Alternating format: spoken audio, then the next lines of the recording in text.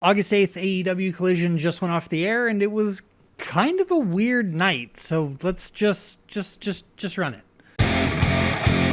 First and foremost, we have to say goodbye to another legend of the industry. Dory Funk Jr. has passed away. Rest in peace. You gave us a whole lot, and you trained a whole lot more. The actual night started off with all the new rules and regulations for the Continental Cup, which that's new. Normally it's just the Continental Champion tournament thing, but this is now the Continental Cup tournament. I don't know why they're differentiating it this year, but that's just what it is. And then we got a recap of what happened at Grand Slam Mexico. So the first 5 minutes or so of the show was a rundown of the Cup, and then the recap, and then we got into our first match. Match one of the night ended up being Claudio Castagnoli versus Ace Austin. It was a pretty good match, top to bottom. Ace has more strength than I think people give him credit for. Claudio is Claudio. We know exactly what to expect from him. The match was mildly back and forth for the most part. We did see Claudio with the win in the end, so there are possibilities that he will have to take on another Death Rider later in this Continental Cup tournament, and that was that. Then we dove directly into a little package for the Motor City Machine Guns, reminding everybody that they are here because they've been here for a week, and apparently people forget that quickly. I don't know how, but I guess they do. So, fun little package. Can't wait to see them in action in the ring. Then we get to see the Brawling Birds take on Viva Vance and Vert Vixen, and that was a squeeze. Not a whole lot to talk about. After the match, however, Megacross decided to hit their music, but then slide in from the backside of the ring and take out the Brawling Birds, and this is all a build-up for All In London, happening at the end of the month. So this is going to be a really good match. I think they're starting to build it a little better than I figured they were going to. So now we get to see if the Brawling Birds attack back and how this whole thing breaks down even before the pay-per-view gets started. Came back from a commercial break with Darby Allin promo package calling out Kevin Knight. He answers later on in the night, and we'll get tonight at night, Nick at night. Good night. And then match 2 for the Continental Cup tournament happened, and it was Orange Cassidy versus Matt Sydal.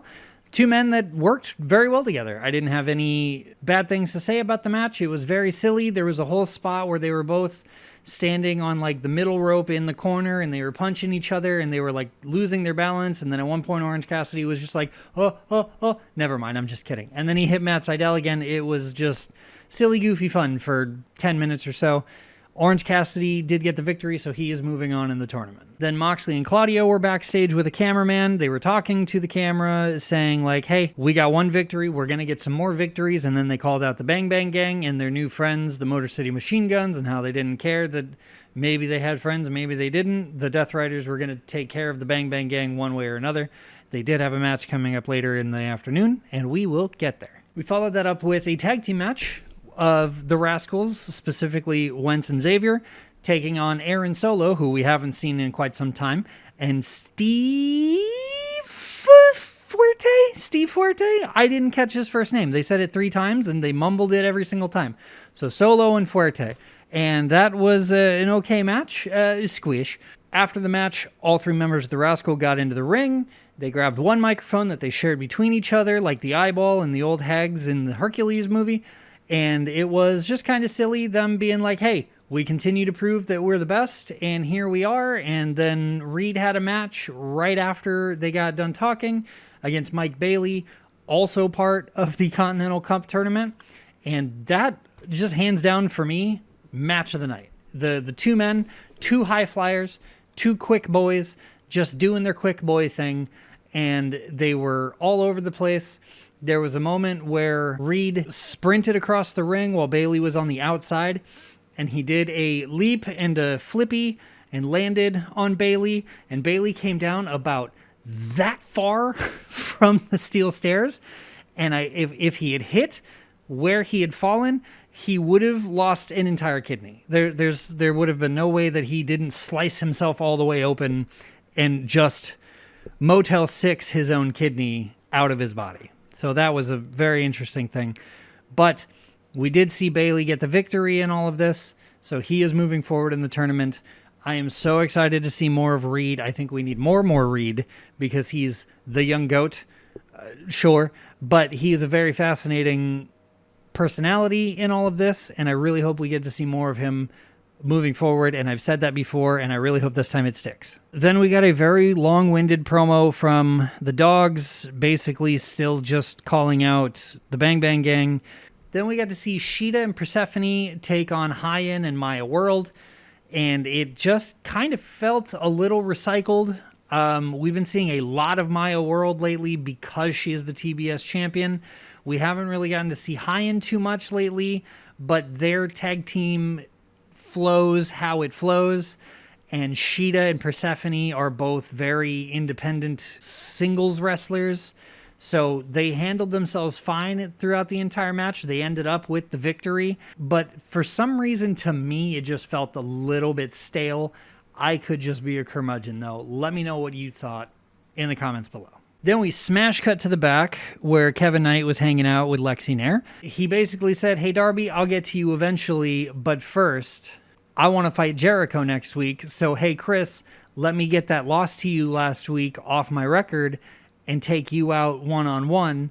And now we just have to wait and see if Jericho takes the bait and they have a singles match in the next week or two. Then we got to see 3/5 of the Bang Bang Gang, which was Juice and the Guns, with Perry as their tag partner, going up against the Death Riders, and more specifically, it was Mox and Yuta and Garcia and Pac. And this big 8-man tag team match was more than I was hoping for, but not as long as I figured it would take. So everybody looked in top condition, top shape. They were running around. There were big haymakers being thrown. Perry was chomping at the bit to get at Mox because next week they have a match for the Continental Cup tournament. So that'll be an interesting thing. Garcia and Yuta are still just being strange little goobers, and I'm not quite sure which direction their character work is going to flow. Pac looked really good. He always does. And the Bang Bang Gang were just going crazy left, right, and center. At the end of the day, the Death Riders did get the victory, so that's a plus for them.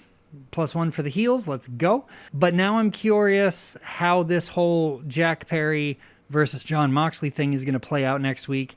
I really hope that it goes like 15 minutes and Jack just doesn't give up until he absolutely has to because Mox knocks him out or something. But I don't see Jack Perry moving forward in the tournament only because Mox is the current champion. Then Bailey was in the back with the cameraman, and he started talking when Nick Wayne popped up and was like, "Hey, I'm better than you. I'd like a match against you." And Bailey was like, "Yeah, let's do it, you opportunistic little shit." And so now they're going to have a match in the next week or two, and it's going to be just fine. It's going to be just fine. Then we got a very strange backstage moment. Shane Taylor asked for time with the Hurt Syndicate. Haven't seen the Hurt Syndicate in probably 2 weeks, so it was nice to see them again. But Shane Taylor was basically like, "You guys like to hurt people, we like to get paid, and I believe that our groups together could hurt a lot of people and make a lot of money. So, as a sign of good faith, here's an envelope full of a bunch of money. I hope we get to work together soon." And the Hurt Syndicate was just like, we'll have our people call your people. And then that was the entire thing. It was very odd. I don't know what's going to become of it. I hope it's something insane. And these two groups merge into one very odd group and then eventually break apart. And they have a war against each other. And Bobby Lashley eats everybody. I don't know. I don't know what to expect. Then Jack Perry called out Moxley, this time with a cameraman and the Bang Bang Gang in the back, after saying something along the lines of, growing up, my parents always told me to stay away from gangs, but these guys are okay. It's so stupid. Then we got to the main event of the night. We got to see Eddie Kingston again. And we haven't seen Eddie Kingston on AEW in a short while, but it's been a while. And it was really nice to watch him just knock the shit out of Doyle and take his revenge on the Don Callis family, because that's what Eddie Kingston does. He kicks ass and he takes names. So now he's added Doyle to his registry of asses kicked.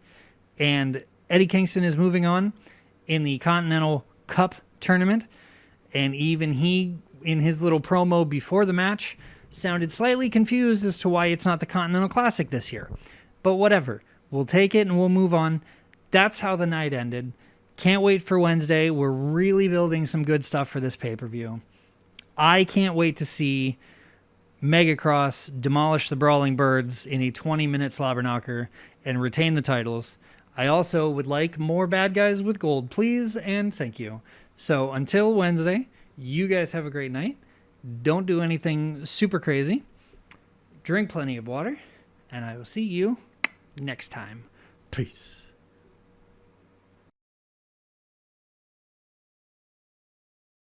Huh?